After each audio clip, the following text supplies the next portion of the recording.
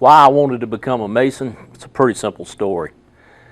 I worked in pulp mills in my younger life, which has been a few years ago.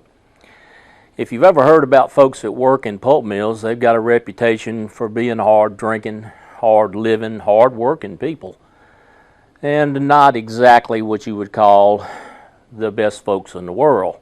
That's the environment I grew up in.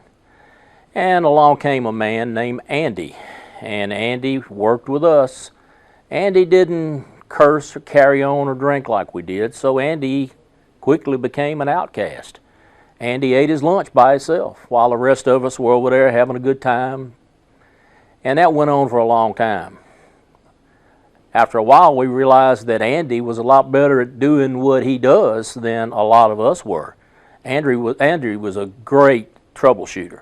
Andy could figure out issues, look at a pump, a valve, understand why it wasn't working, climb up and fix it. So slowly but surely, Andy became what we call a team leader, and he was a true leader. Slowly, after a lot of time, Andy would maybe come up to you while you were eating lunch or something, ask if he could sit with you, and say, "What do you know about God?" And I'd say, "Not a whole lot. I mean, I went to church, and I still do occasionally." And Andy says, "Well, let me tell you what God's done for me." And as Andy was talking, more and more of us started to listen. And Andy slowly but surely made a difference in every one of our lives. And one day I noticed Andy had a Masonic ring on his finger. And I asked Andy, I said, "What is that and what does it mean?" He said, "Well, I'm a Mason. I'm a Christian and I'm also a Mason." And he said, "I'm a Christian first and then a Mason." And he said, "Here's the difference."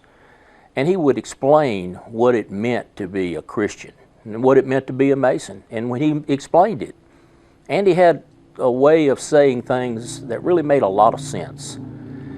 And being as he was, as good as his job as he was able to convince each and every one of us to sit and listen to him a little bit. And he would talk about God and talk about Jesus and all the things that the Lord had done for him, and answer all kinds of questions. And Andy always carried a little pocket Bible with him, and he always had the answer somewhere that he could find in that pocket Bible.